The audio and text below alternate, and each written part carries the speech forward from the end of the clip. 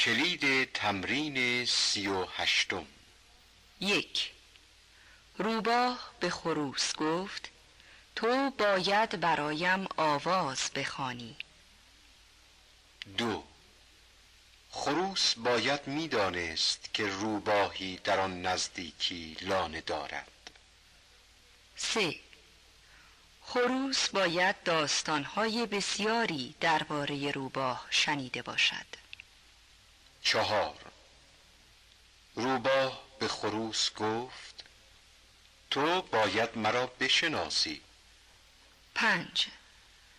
اکنون گرگ و گوسفند باید با هم دوست باشند.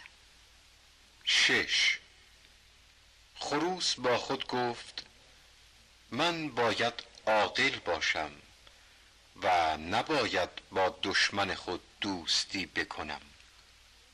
7. خروس با خود فکر کرد سگ به روباه نباید کاری داشته باشد. 8.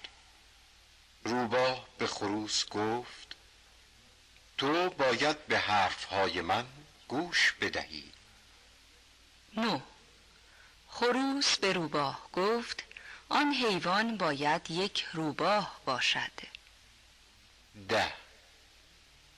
روباه به خروس گفت سگ نباید فرمان شیر را شنیده باشد.